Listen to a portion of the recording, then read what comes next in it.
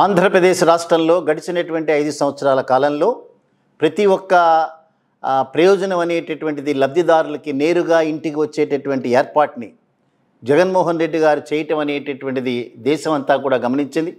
So కేంద్ర ప్రభుత్వానికి సంబంధించినటువంటి మంత్రులు కానీ అధికారులు కానీ ఆంధ్రప్రదేశ్ రాష్ట్రాన్ని సందర్శించినటువంటి ప్రతిసారి కూడా ఈ వాలంటీర్ల వ్యవస్థ అనేటటువంటి దాని దేశం మొత్తంలో అన్ని రాష్ట్రాలు కూడా వీటిల్ని తప్పనిసరిగా ఫాలో అవ్వాలి అనేటటువంటి వ్యాఖ్యానాలు చేయటం అనేటువంటి మనందరూ కూడా విన్నాం, చూసాం.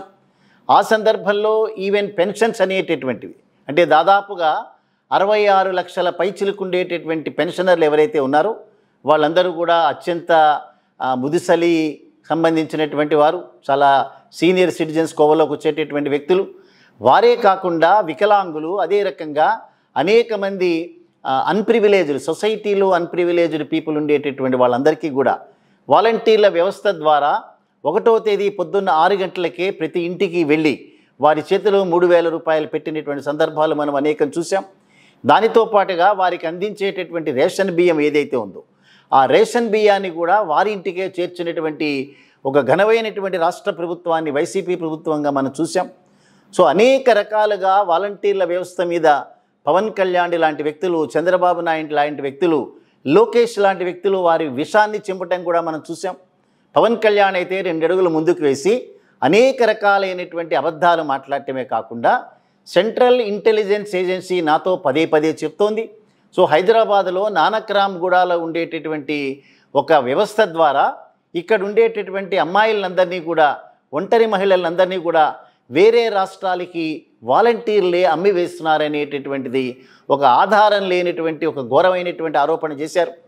పాపం వాలంటీర్లందరూ కూడా 5,000 రూపాయల గౌరవ వేతనం మాత్రమే తీసుకుని ప్రజలందరికీ సేవ చేయాలనేటటువంటి ఉద్దేశంతో ఎవరైతే ప్రభుత్వాల నుంచి కొన్ని పథకాలను ఆశించారో వారు ప్రభుత్వ ఆఫీసులకు వెళ్లకుండా, అదే రకంగా ప్రభుత్వాల యొక్క రిప్రజెంటేటివ్స్ అనేటటువంటి వారి దయాదాక్షిణ్యాల మీద లేకుండా, వారు ఏ పార్టీయో, ఏ కులమో, ఏ మతమో, ఏ ప్రాంతమో అనేటటువంటిది పట్టింపు లేకుండా ఈవెన్ తెలుగుదేశానికి, జనసేన పార్టీకి సంబంధించినటువంటి వ్యక్తులందరికీ కూడా పెన్షన్లు పేమెంట్ చేయటమే కాకుండా అమ్మఒడి రూపంలో వారికి చేయటం, అదే రకంగా కావలసినటువంటి సర్టిఫికెట్లన్నీ ఇళ్ళ దగ్గరికే చేసి ఇవ్వటం, లబ్ధిదారులను గుర్తించటం, అనేక మంది లబ్ధిదారులు కాని వారు కూడా అర్హులు కనుక అయితే వారిని లబ్ధిదారులుగా చేర్చడం అనేటటువంటి ఒక మహత్తర కార్యక్రమాన్ని వాలంటీర్లు చేస్తున్నటువంటి సందర్భంలో ఆ వాలంటీర్ల వ్యవస్థ మీద అనేక రకాలుగా విషయాలు కక్కటమే కాకుండా చివరికి వారు చేసినటువంటి పని, నిమ్మగడ్డ రమేష్ అనేటటువంటిది రాష్ట్ర ఎన్నికల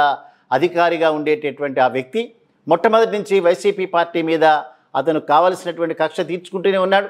కరోనా సమయంలో, కరోనా తీవ్రంగా ఉన్న సమయంలో కరోనా లేదు అని అబద్ధం చెప్పి ఎన్నికలు పెట్టడానికి ప్రయత్నం చేశాడు. చంద్రబాబు నాయుడు ఇచ్చినటువంటి ఆదేశాలని తూచా తప్పకుండా అమలు చేసేటటువంటి ఒక వ్యవస్థలో ఉండేటువంటి అధికారిగా ఆయన గుర్తించబడ్డాడు. కరోనా ఉన్న సమయంలో లేనట్టుగాను, లేని సమయంలో ఉన్నట్లుగాను చిత్రీకరించినటువంటి ఘనుడు.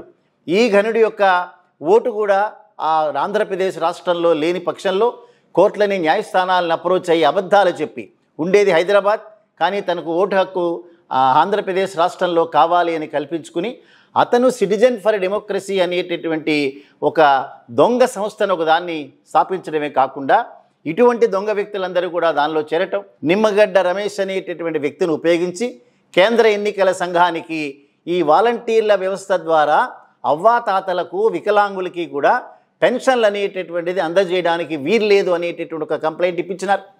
ఆ కంప్లైంట్ని తూచా తప్పకుండా విన్నటువంటి కేంద్ర ఎన్నికల సంఘం సో చివరికి ఒక హ్యుమానిటేరియన్ అప్రోచ్ అంటే ఒక మానవత్వం అనేటటువంటిది కూడా నశించినటువంటి కేంద్ర ఎన్నికల సంఘం చివరికి వాలంటీర్ల ద్వారా ఎట్టి పరిస్థితుల్లో పెన్షన్ ఇవ్వడానికి వీల్లేదు, బియ్యాన్ని పంపిణీ చేయడానికి వీల్లేదు అనేటటువంటిది వాళ్ళ దగ్గర ఉండేటటువంటి మొబైల్స్ కూడా సరెండర్ చేయమనేటటువంటి ఆజ్ఞలు ఇచ్చినారు. చివరికి హైకోర్టును అప్రోచ్ అయినా కూడా దాన్ని కూడా కొట్టివేసినారు.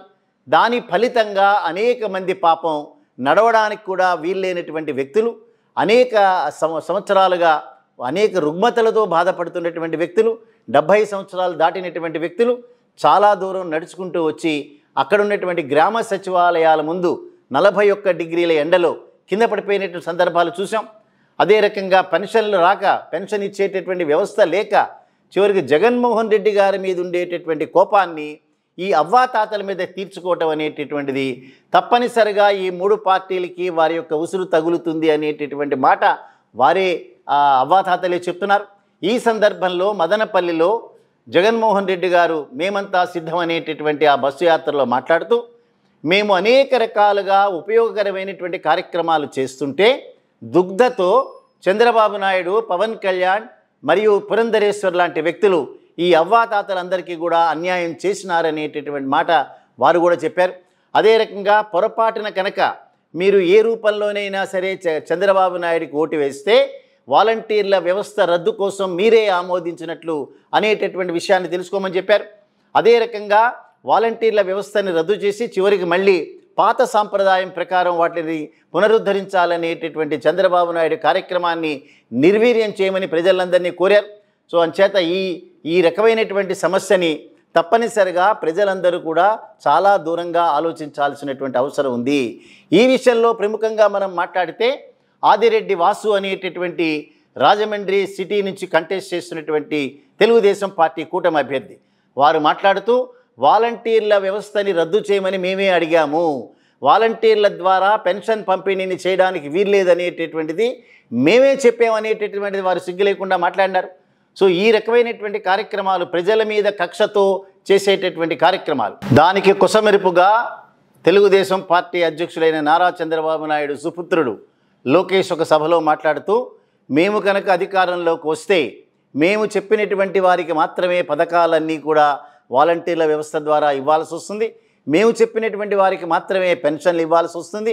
ఒకవేళ కనుక వేరే పార్టీకి సంబంధించిన కనుక వ్యక్తులు కనుక అయితే మేము తప్పనిసరిగా వాటిని సీరియస్గా తీసుకుంటాము, మేము చెప్పినటువంటి వాళ్ళకి మాత్రమే ప్రయోజనాలు కల్పించాలని చెప్పడం అనేటటువంటిది తెలుగుదేశం పార్టీ పతనానికి ఇవన్నీ కూడా తప్పనిసరిగా నాంది కావాలి అనేటటువంటి ఆలోచన ఏదైతే ఈ లబ్ధిదారులందరూ కూడా వెలుబుచ్చుతున్నారో, పెన్షన్దారులందరూ వెలుబుచ్చుతున్నారో, తప్పనిసరిగా దానిలో న్యాయం ఉందని చెప్పి మనం కూడా భావించాల్సి వస్తుంది.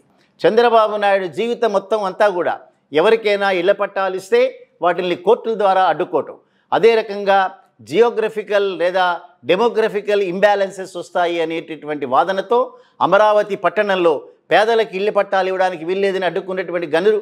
సో న్యాయస్థానాలని తనకిష్టం వచ్చిన రీతిలో వాడుకోవటం, అదే రకంగా వ్యవస్థలన్నింటినీ మేనేజ్ చేయటం, ఆ రూపంలో చేసినటువంటి కార్యక్రమంగానే దీన్ని భావించాలి. వాలంటీర్ల వ్యవస్థ ద్వారా గడిచినటువంటి 5 సంవత్సరాల కాలంలో ఇళ్ల దగ్గరే అన్ని రకాలైనటువంటి ప్రయోజనాలు కల్పించినటువంటి ఆ వ్యవస్థని వాళ్ళ రద్దు చేయించినారు.